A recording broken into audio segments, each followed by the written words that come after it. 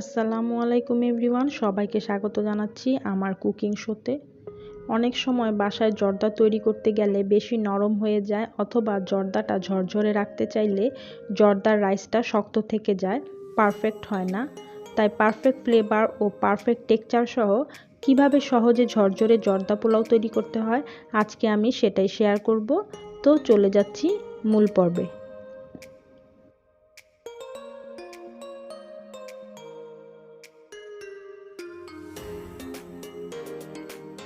প্রথমে একটি হাঁড়িতে 1 লিটার পানি আমি আগে থেকে ফুটতে দিয়েছি। পানি ফুটে উঠলে হাফ টেবিল স্পুন লবণ, জর্দার রং, 250 গ্রাম কালো জিরা পোলাওয়ের চাল, তেজপাতা, দারুচিনি ও এলাচ দিয়ে চুলার আঁচ হাই হিটে রেখে ঠিক 6.5 মিনিট সিদ্ধ করে নেব। অনেক সময় গরম পানিতে পোলাওয়ের চালটা ছাড়লে নিচ থেকে দলা পাকিয়ে যায়, তাই সঙ্গে সঙ্গে নেড়ে দিচ্ছি। এখন চুলার আঁচ হাই হিটে রেখে ঠিক 6.5 মিনিট সিদ্ধ করে নিব। পোলাওয়ের চাল সিদ্ধ হতে খুব বেশি সময় লাগে না, পরিমাণে বেশি পানি দিয়ে চালটা সিদ্ধ করে নেবেন, এতে করে চালটা ঝরঝরে থাকে। গরম পানিতে কোনোভাবেই রাইসটা বেশিক্ষণ রাখা যাবে না, তাহলে রাইসটা বেশি কুক হয়ে যাবে। ঠিক 6.5 মিনিট পরে একটি স্ট্রেনারে ঢেলে আমি পানিটা ঝরিয়ে নিচ্ছি। খুব দ্রুত আমি একটি ফ্ল্যাট পাত্রে নিয়ে রাইসগুলো ঠান্ডা করে নিচ্ছি এবং তেজপাতা, দারুচিনি, এলাচ এগুলো আমি বেছে ফেলে দিচ্ছি।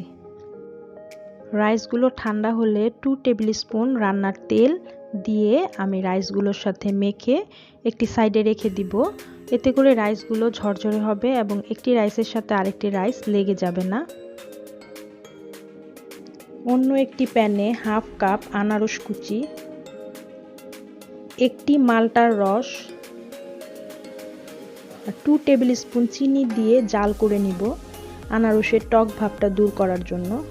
জাল করা হয়ে গেলে প্যানটি সম্পূর্ণভাবে ঠান্ডা করে নিব।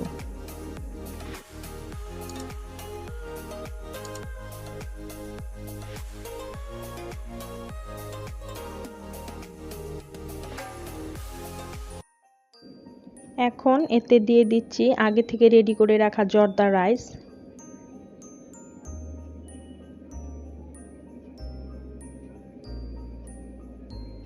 1 কাপ চিনি, 3 table spoon powder milk, orange emulsion 1 teaspoon, ঘি 2 টেবিল স্পুন। অরেঞ্জ ইমালশন না থাকলে ফস্টার ক্লার্কের অরেঞ্জ ফ্লেভারটাও ইউজ করা যাবে। যতটুকু রাইস ইউজ করব চিনিও ঠিক ততটুকুই আমরা ইউজ করব, এতে করে জর্দার মিষ্টির ব্যালেন্সটা একদম পারফেক্ট হয়।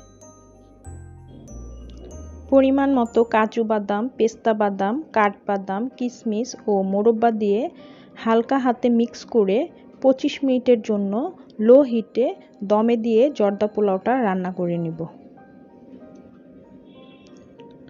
অনেকে কেওড়া জল ইউজ করে, এতে করে অরেঞ্জ ফ্লেভারটা নষ্ট হয়ে যায়, তাই আমি ইউজ করিনি। আমার কাছে জর্দাতে আনারস ও কমলার ফ্লেভারটাই ভালো লাগে।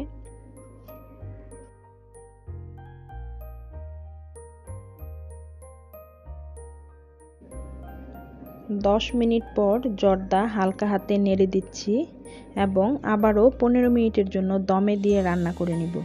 এই পর্যায়ে চিনি গলে কিছুটা পানি বের হবে, আর এই পানিতেই জর্দা রাইসটা বাকিটা কুক হবে।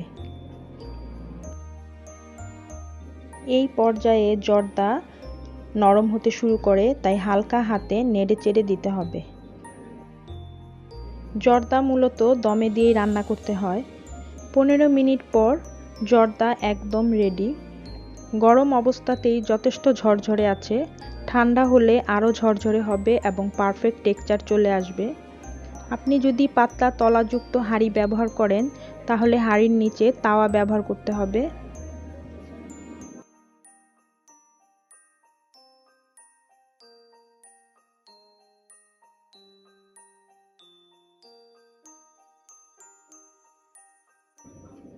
কিছু ড্রাই ফ্রুট এবং বেবি সুইট দিয়ে আমি জর্দাটা ডেকোরেশন করে নিচ্ছি।